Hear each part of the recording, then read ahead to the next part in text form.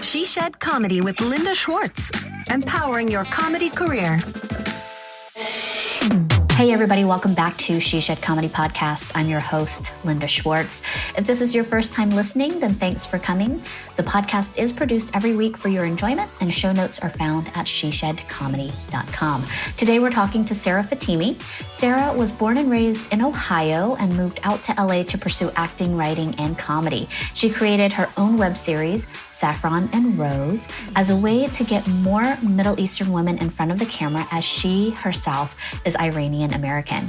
She performs all over Los Angeles and co-hosts and produces an open mic show called Show Up, Go Up LA.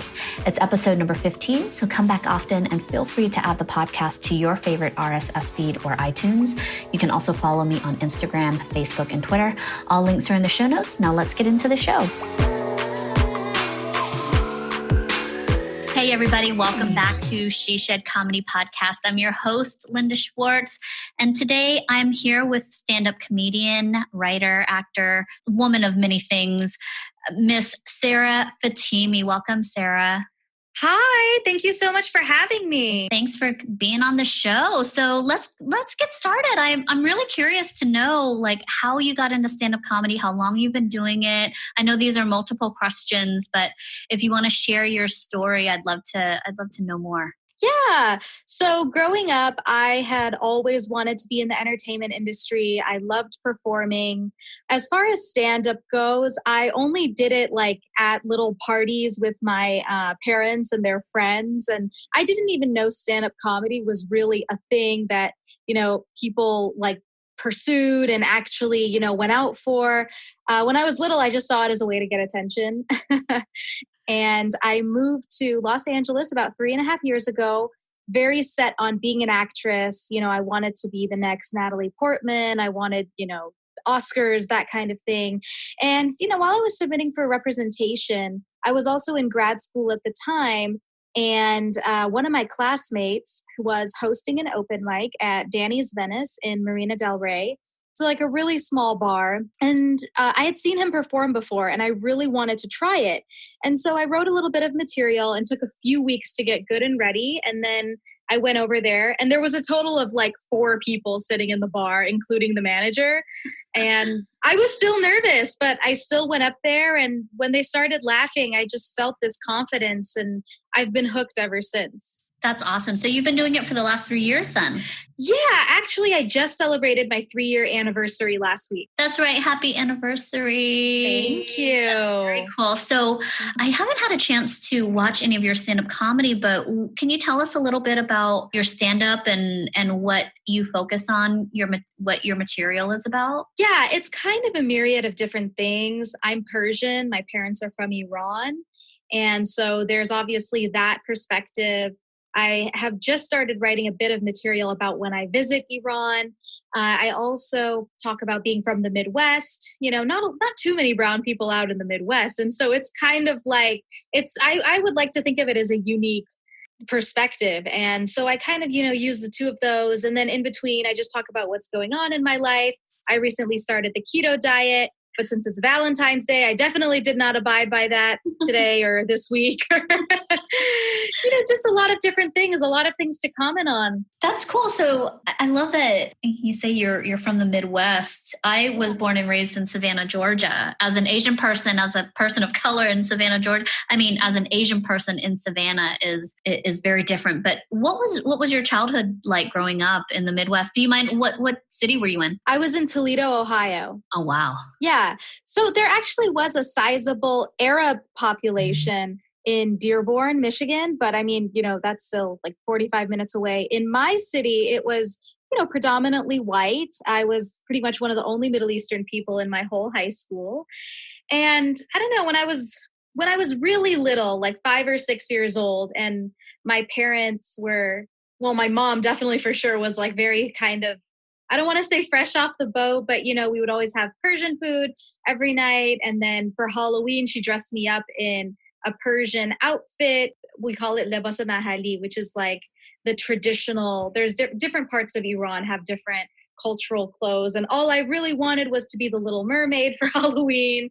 And I just remember kind of struggling with that as a kid, or when she spoke Farsi to me, or my mom being the only one with an accent.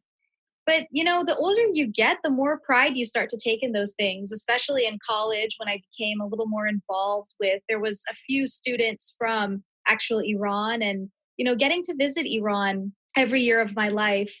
It's something you kind of grow to take a pride in and want to learn more about. And I like to joke that I'm either fresh off the boat or I'm completely white, because I was very white around all of my white friends in Ohio for the most part. But then, there's some stuff I know about current Iran, or, phrases that they say, or, cultural things that they do that even some of my Persian friends in LA who haven't really been to Iran don't know about. So it's a weird mix. No, I totally get it. My parents are from Laos, and I was born and raised in Savannah, and they spoke Lao to me. So I grew up knowing the language, and I know a few things here and there, but and Savannah is a mix between like white people and Black people. And being the only Asian in my not the only, but like 1 out of 5 ethnic people in my middle school, like made me feel so different and so out of place.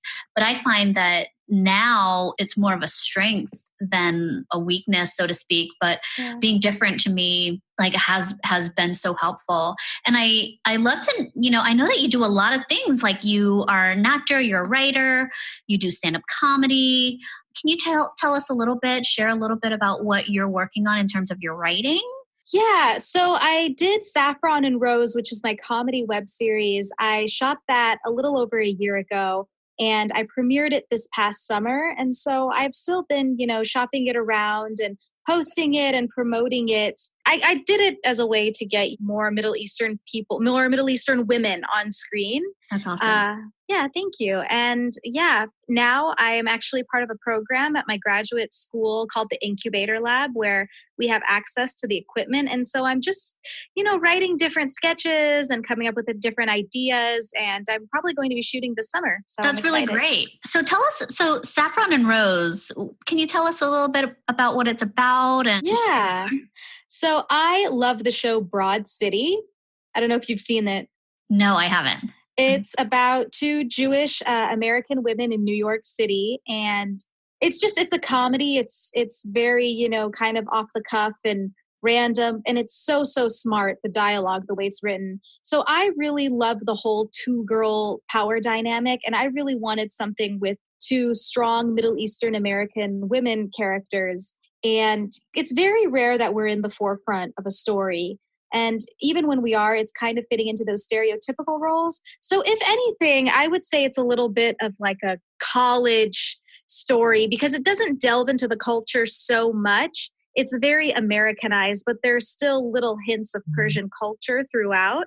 And I star in it as Shadi, who's the virginal character, and my co-star, Roxy, she's like the opposite of my character, basically. And we try weed together for the first time. And, it's a very interesting, I think, kind of dynamic. I mean, basically they become roommates, and they are forced to kind of meet in the middle somewhere when Roxy suggests they start a secret radio show talking about sex and virginity in their culture. So what's really coming forward for me right now is that the idea of representation, right? Mm-hmm. Like we, as an Asian woman, I don't see a lot of people who look like me on TV. It's very rare.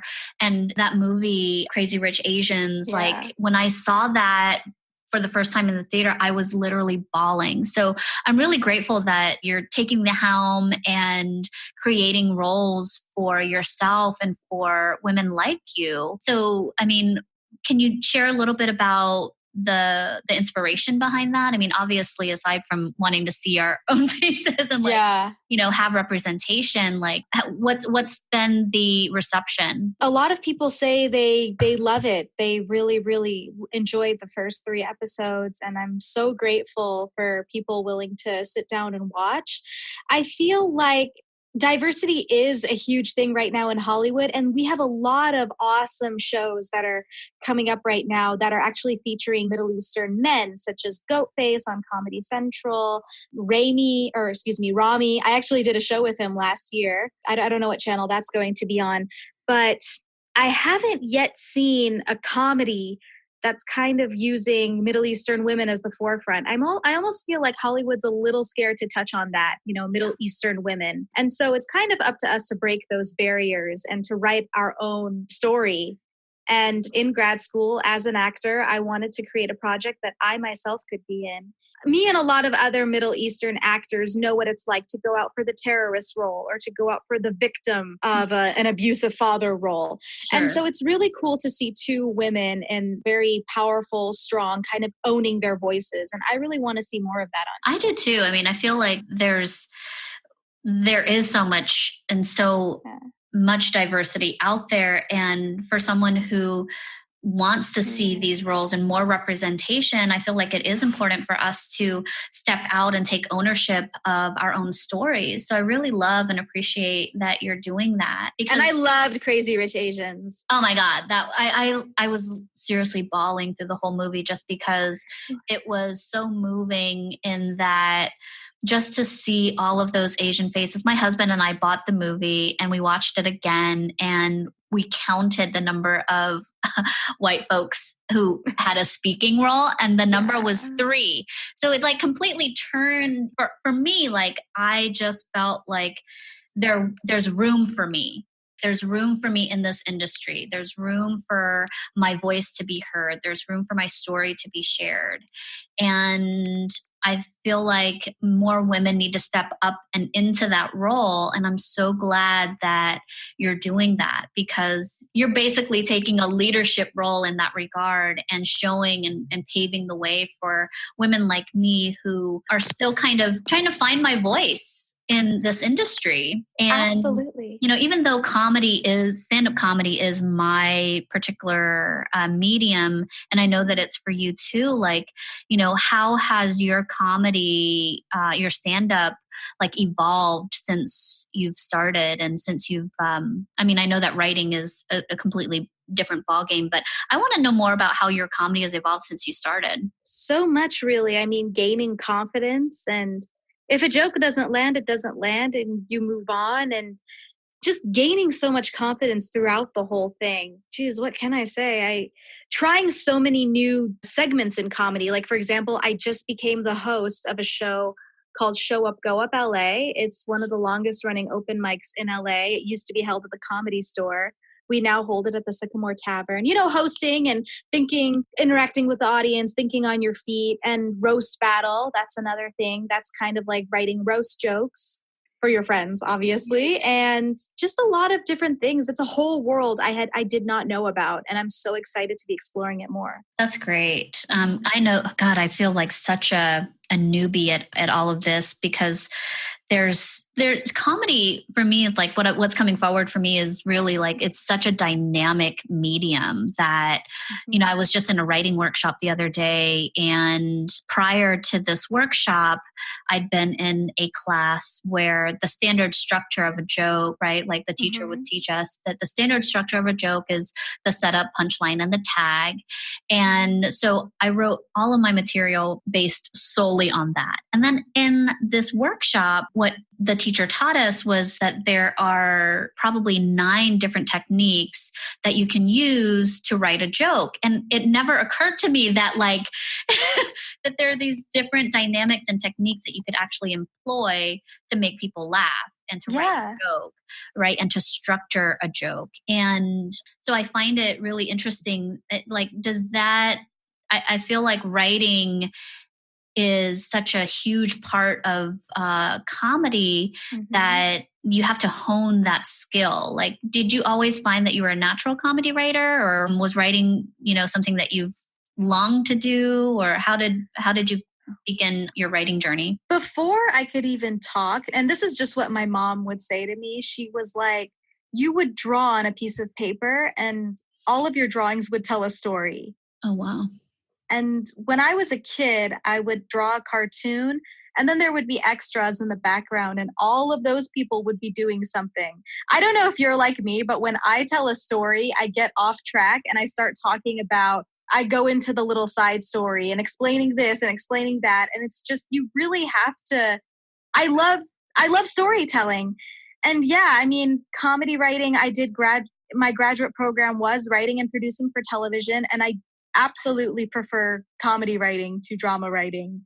And, I just feel like there's more for me in that sense. Yeah. Yeah, because comedy, you can really speak the truth. And, as long as you're making people laugh, it's a way to make them think while not having anyone become defensive. Got it. Mm-hmm. Yeah, I really love that. If you were to give us 3 tips on writing a good joke, what would those 3 things be? The first one is, I would say, turn the joke at the end, because it's funny when things come off completely unexpected. I would say irony. Find the irony in what you're about to say. Second tip, I would say, get really caffeinated, because things sound very funny when you're caffeinated. Actually, I have an audition later tonight, and it's an improv scene. And so I just really, I went to the Coffee Bean and I got the most caffeinated drink there is, and I'm about to sit down and write, because, your brain it operates a bit faster when you're on caffeine. Third tip, draw from experience, draw from things people haven't heard of before, maybe. And the first draft is going to suck. The first draft will always suck, and just keep going back to it and test it out, see what works, and make little adjustments. Very cool. So I asked this to my previous guest, Reem, whom you know, and it's something that I kind of want to ask moving forward. But I asked her if you could go back and talk to the person before you started stand-up comedy, like, what are the 3 things you wish you knew before you got started? About comedy or in general? Yeah, about comedy, about stand-up, about the industry. I would say, before I started comedy, you don't need validation from anybody. That's what I would tell myself. I will say, moving to a new city was very kind of desperate for people to like me, and to, I would say, own my voice and be more unapologetic. That's what I could tell myself. Confidence. I wish I could tell myself, it doesn't matter what you look like. You don't need validation. You trusting yourself is enough. The second one is, if you work hard, the jokes are only part of it. There's a lot more that goes into stand-up comedy: genuine networking, building friendships, promoting on social media, getting into the business aspect. It's so much more, kind of like acting. It's so much more than just talent. There's really a whole other side that you have to also be on your A game with.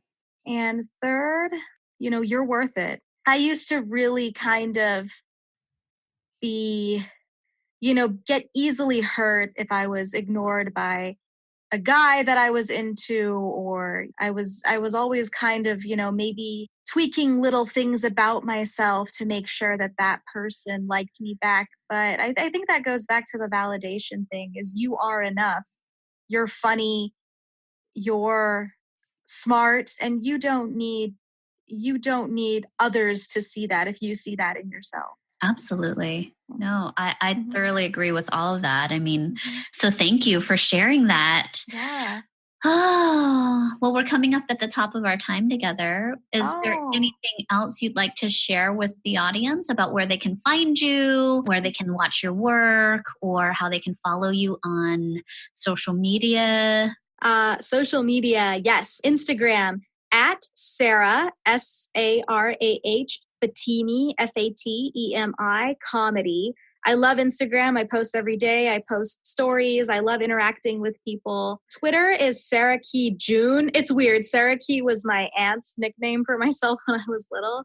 And Facebook, yeah, Sarah Fatemi. But I would say Instagram is the number one. And then as far as my web series, the link is in my bio, but it's called Saffron N Rose, and with the apostrophe for trademark reasons. And you can find that on YouTube. Awesome. Yeah. Very cool. Thank you. Thanks, Sarah, for coming on this show. I really appreciate you. And I loved having you on. Thank you so much, Linda. I really loved being on. I can't wait to hear it. Great. Talk to you soon. Take care. Talk to you soon. Thanks. Bye. Bye. Friends, you love comedy and you love being empowered. That's why you listen to this podcast. But we know what you don't love. paying a ton of money for tickets to a comedy show and those pesky 2-drink minimums most clubs have nowadays? Well, I've got some good news for you. Stand Up New York has launched the Laugh Pass. It's a new way for comedy fans to get a VIP experience for less than the price of a typical night out at a club. And get this, they're expanding to clubs all around the country. So check out getlaughpass.com for the full list of clubs in the Laugh Pass network. And Laugh Pass holders get unlimited access to comedy shows, plus some amazing perks, such as a free ticket to bring a friend, VIP seating, advanced notification when big name comics are scheduled to perform, and a bottle of wine on your birthday week. What? The pass is normally $159, but it's been discounted for fans of our show to $139, and that's like $10 a month. Dude, that's insane. So get yourself over to standupny.com/laughpass or getlaughpass.com and get yourself a true comedy fan VIP experience. And make sure you enter the coupon code SHESHED so you can get that discount and I can collect my commission. Thanks, guys. Hey guys, it's Linda again. Before I let you go, I just wanted to say thank you for listening. And if you enjoyed this episode, please come by and show your love on one of our social media pages. You can find us on Instagram, Facebook, YouTube. And if you want to download our RSS feed, you can do so right on iTunes. Thanks again, and I look forward to sharing more content with you. Take care. Bye. She Shed Comedy. Like us, follow us, share us. Tune in next time.